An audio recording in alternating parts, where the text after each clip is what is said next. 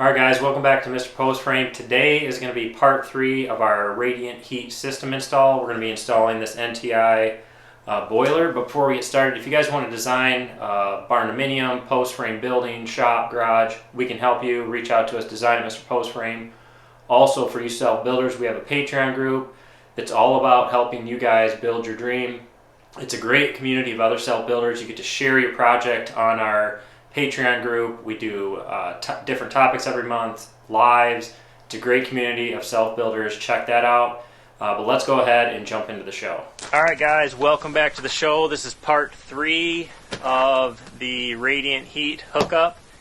And this part is going to be the boiler installation. I'm going to show you how to install this boiler and get it hooked up to your controls and all that good stuff. So the one I got, it's by NTI. It's a really efficient. I think it's 96% efficient rating, and it is either natural gas or LP. It comes set up for natural gas, so I'll have to convert it to LP, but it comes with the LP orifices, so we'll go through how to do that. But we're going to go ahead and get it unboxed.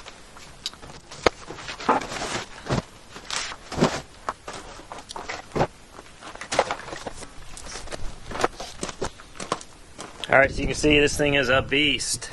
So it's 3-inch venting for this one, for the amount that I needed.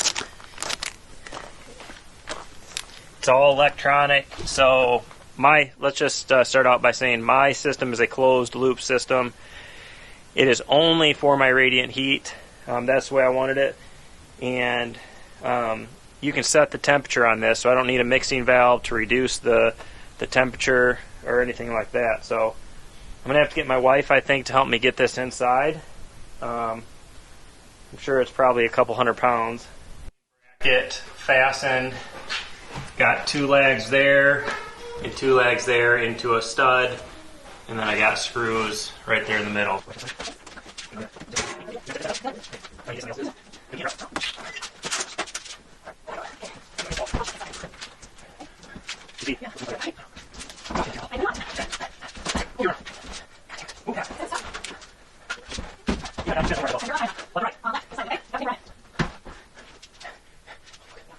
Part 1 was hooking up the manifolds. Part 2 was hooking up the controls. And part 3 is going to be installing the boiler. So we've got the boiler mounted up here.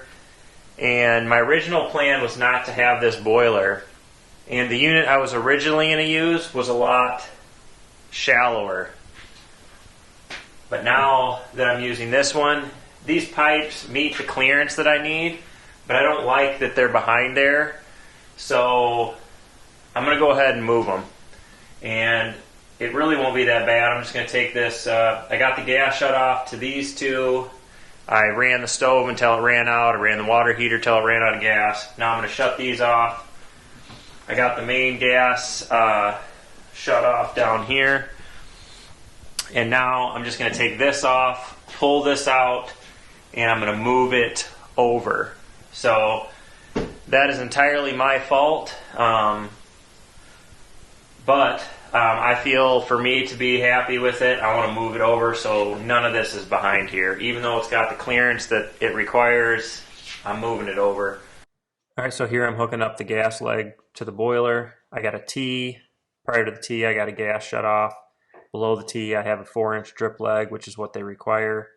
And then I also have a shut off in the bottom of the boiler. And then I connect it all with a flexible hose, which you'll have to check your area to see if it needs to be hard piped the whole way, or if they allow you to use the flexible hose, you can go ahead and do that. Alright guys, we got this gas all fixed up.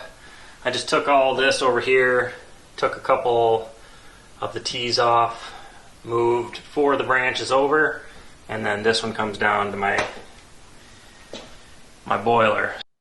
Alright, so if you look, the green arrow is a pressure regulator. My house has a 2 PSI system. You can check out my video on that if you're interested. But I like to put a shutoff before and after that. So I have one at the yellow arrow, and then the flexible hose, the blue arrow. goes up to the boiler, and there's a shutoff there. So I got the gas all hooked up. I still have to convert it to LP, which we'll do. I want to try to get the hole drilled for my venting before the kids get home. Alright guys, so the next thing we got to do to this boiler is vent it out, and I got this concentric vent, which is so you only have to drill one hole on your side of your wall or your roof. Some places these are allowed, some places they are not. This is allowed.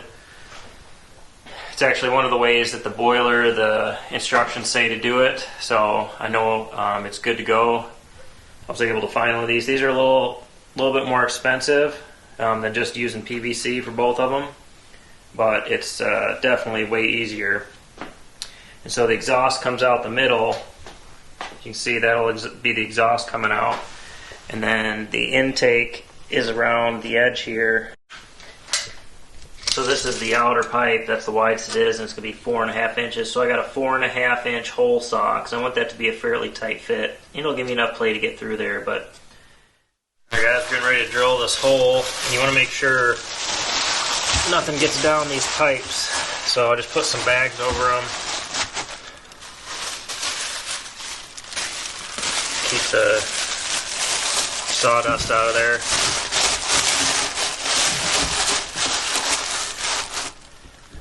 So you can see I got center of my hole marked. It's going to be offset from these a little bit, which hopefully I can get all that to line up. We'll see. It might be a little difficult, but...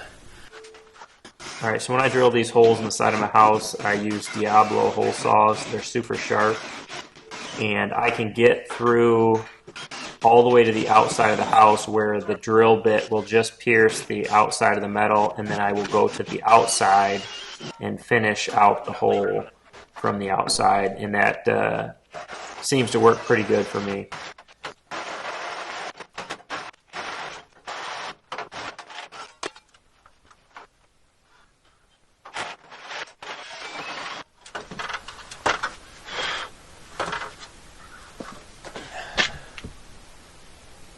Not exactly where I wanted it, but it's going to work.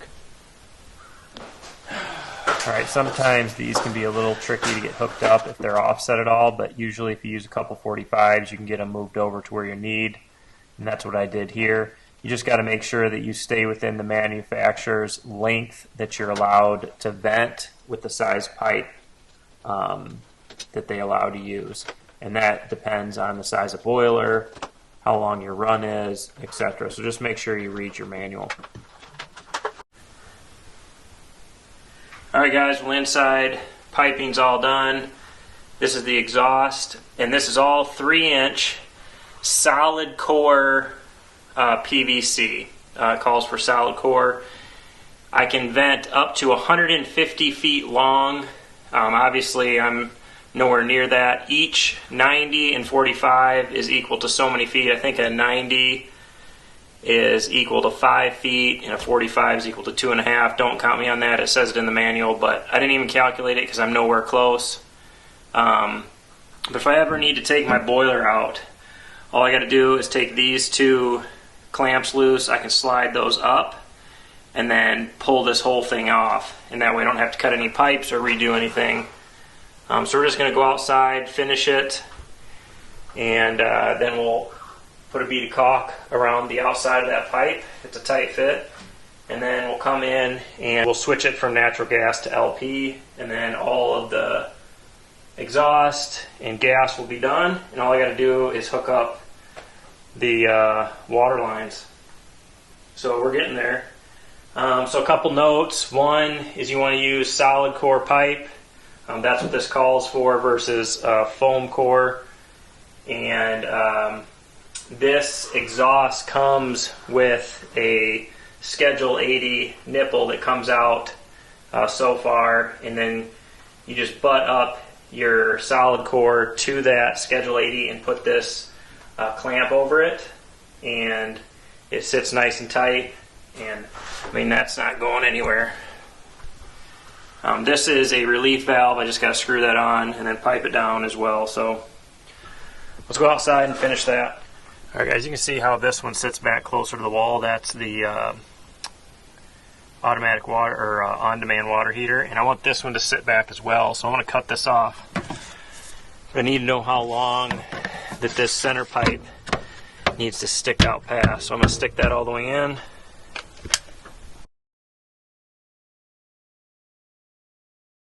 Like that. Measure. So it needs to stick out 1 3/4 inches longer. So I'll cut this one off where I want it, and then I'll cut this 1 3/4 inches so it sticks out 1 3/4 inches longer, and then we can put it all on.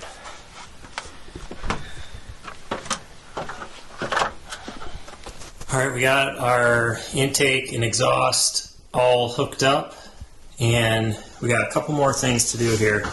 One, we got to convert this to LP, and the part that I got to change out is this valve body right here. So the first thing I do is break this loose, and all of these are going to be a little different, so make sure you read the manufacturer's instructions. But anyway, I'm just going to take this off here.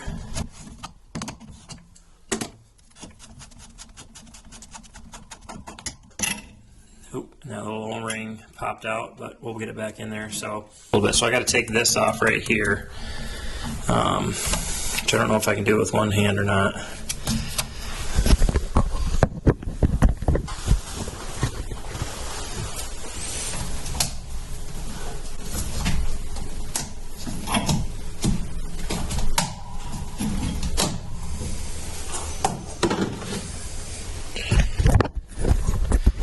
Now I gotta take this diaphragm off.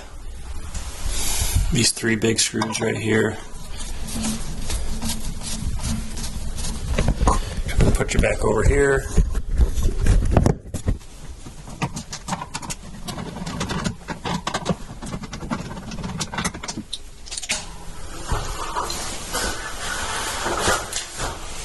So you can see it looks exactly the same. Only on here it'll say LP gas, LPG, and basically install it the same way you took it apart. Pretty simple.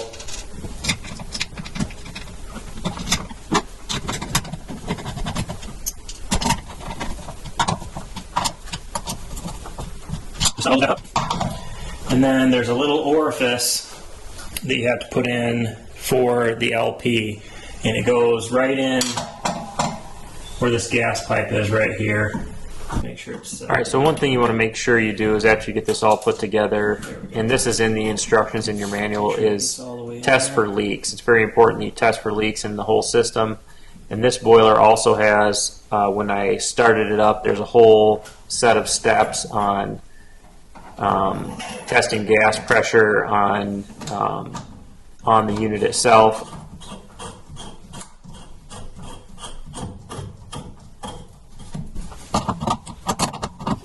Just want to go until this is snug. Don't over tighten it because you'll break something. Alright, so now we can put I think basically what this is to reduce the sound.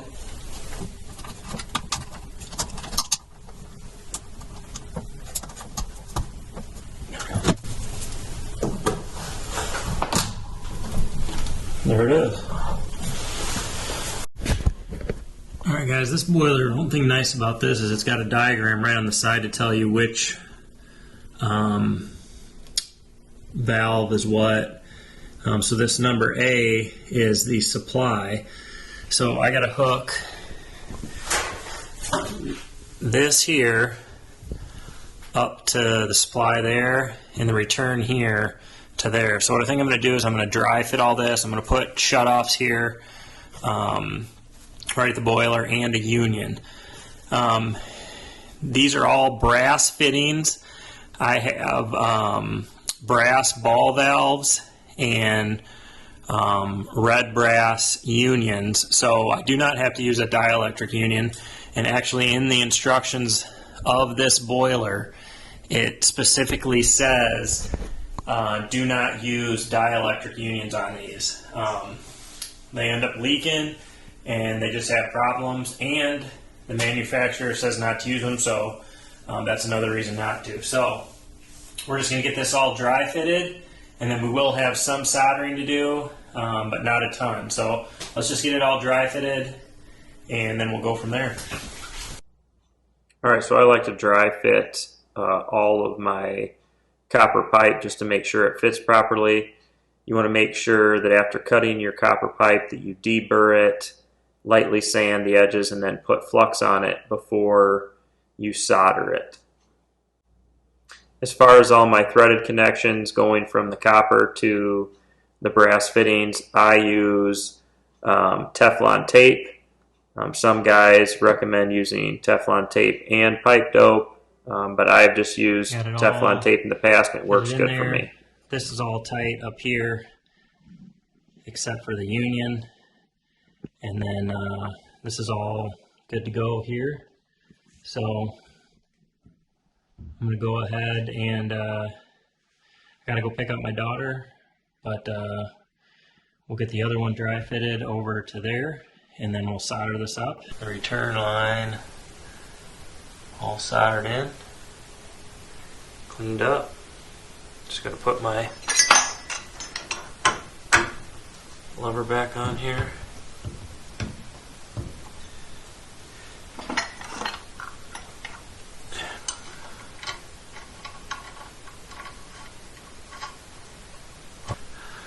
Work on the supply line, and then we got to do the domestic water hookup, and that's the fast fill.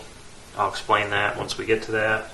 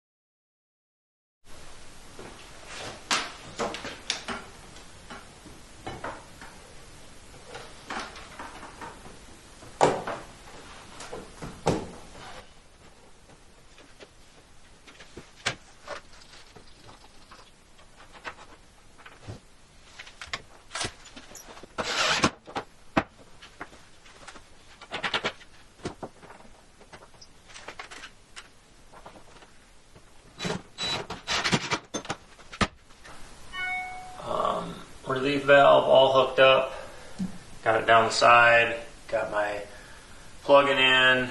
I just hooked up the fast fill connection to my domestic water, and what this is a valve, and I'll leave it open, and it's got a set pressure on it. So this system will run between 12 and 18 psi, and if it drops below that, you know, maybe because water is evaporated or whatever other reason, it will automatically add water to the system via this connection to my main water line. So that's why I got it in the same color, so I know this is to the radiant heat system. So that will be turned on, and then if this ever falls below pressure because of evaporation or losing water for whatever reason, it'll automatically add water to the system. A lot of times you'll create air bubbles, and over time it'll release that, so you need to add water, and that does it automatically through this system right here. So I think that is, trying to think what else. Oh, I got my drain condensate line hooked up here. I haven't laid it down on the floor yet just because I was cleaning. But this will get laid down on the floor and get attached to my drain here. All right, that's going to be a wrap on today's show. Part 4 will be filling the system and initial startup. So you don't want to miss out on that, so check out Part 4. As always, we appreciate you guys watching. You guys check out our website. We have lots of resources for those of you who are building your, going to build your Barndominium, your shop, stuff like that. We have a new budget sheet that is amazing. You can check that out on our website. But as always, we appreciate you watching. If you haven't, hit that subscribe button, share us with your friends, and we'll catch you on the next video.